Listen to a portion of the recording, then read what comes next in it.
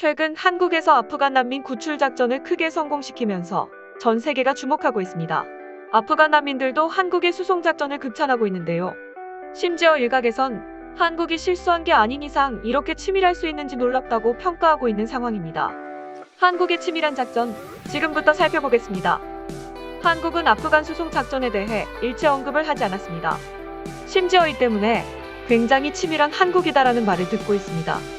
말 그대로 기적이었습니다. 한국에 협력한 아프간인 390명을 한국으로 이송하는 과정은 수많은 돌발 상황을 극복했기에 가능한 일이었습니다. 작전은 총 3단계로 이루어졌습니다.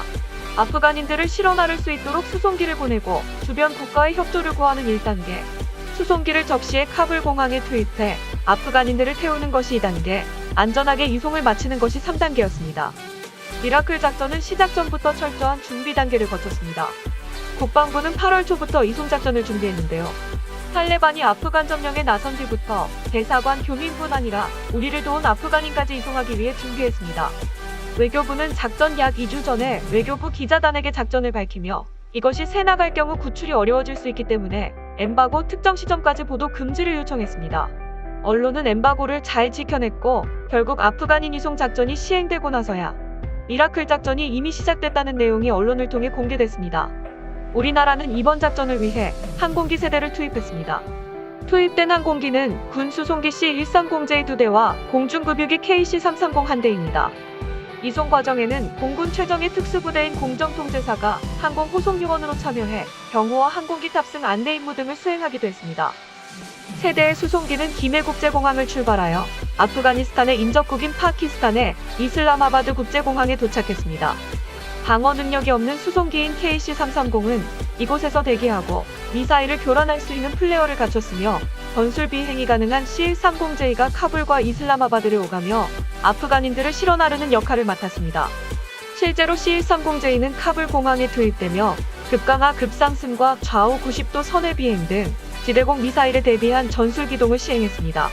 특히 파키스탄의 협조를 구하는 등 이송 과정에서 주 파키스탄 무관 허진영 대령은 모친의 부고 소식을 접하고도 이송 작전에 계속 헌신했던 것으로 알려졌습니다.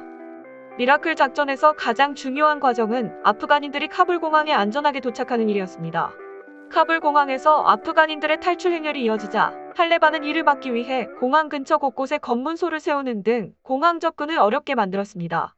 또 아프간을 탈출하려는 수만 명이 몰려 압사 사고가 일어나는 등 카불 공항으로 가는 길 자체가 절망의 길로 불릴 정도였습니다.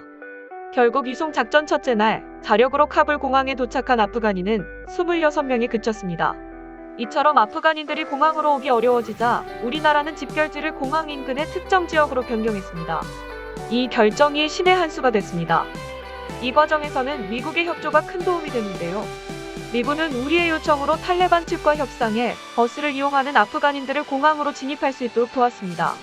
해외 국가의 경우 아프간인들이 공항에 도착하지 못하며 이송 작전을 실패하기도 했습니다.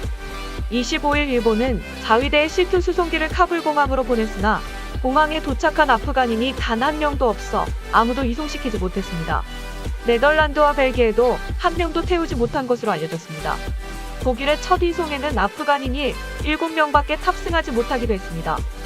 결국 우리나라는 집결지 변경이 최적의 상황 판단이 됐고 성공적으로 아프간인들을 카불 공항으로 데려왔으며 무사히 이송작전의 가장 중요한 단계를 마칠 수 있었습니다. 26일 오후 4시 25분 아프간인 378명이 탑승한 KC-330이 인천국제공항에 도착했습니다. 공간 부족 등을 이유로 2차 이송 대상이 된 26명은 27일 중 인천국제공항으로 도착할 예정입니다. 아프간인들은 입국 후 곧바로 1차 코로나 검사를 받았습니다. 이들의 지위는 난민이 아닌 한국 정부와 협력한 특별공로자 신분입니다. 우선 최장 90일 체류할 수 있는 단기 방문 비자를 발급받은 이들은 추후 최장 5년 체류가 가능한 거주 비자를 발급받을 예정입니다. 이후 심사를 거쳐 영주권도 받을 수 있습니다.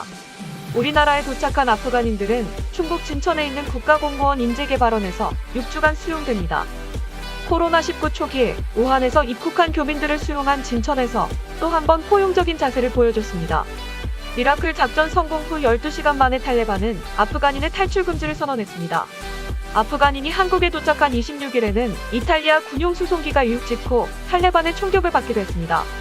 심지어 카불 공항에서는 자살 폭탄 테러가 발생하기도 했습니다.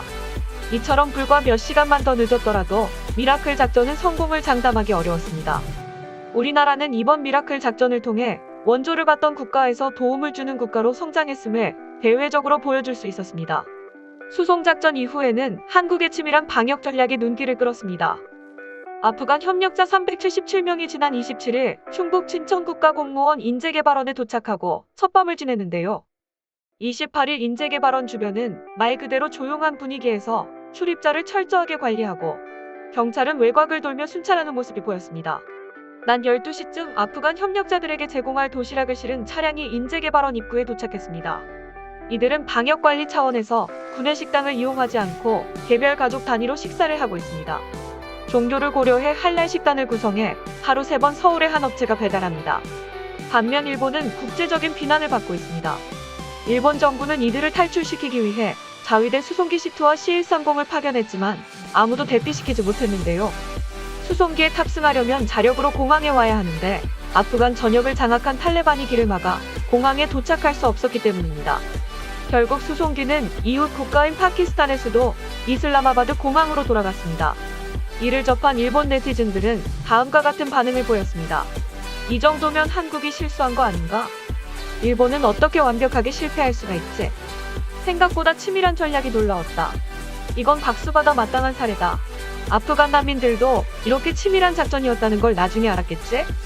한국에 감사하게 생각하는 사람들이 많을 것 같다. 일본은 완전히 망신을 당하고 있네. 패럴림픽도 진행 중인데 관심은 온통 한국에 가 있고 말이야. 성공하지도 못하고 철수를 한다니 아프간 사람들이 일본을 뭐라고 생각할지 모르겠다. 부끄러운 일이다. 일본 정부가 점점 쇠퇴하는 느낌이다. 지금까지 아프간 난민 구출 작전에 대한 한국의 평가와 일본인들의 반응이었습니다. 오늘의 내용이 유익하셨다면 구독과 좋아요, 알림 설정 부탁드립니다. 영상 제작에 큰 힘이 됩니다.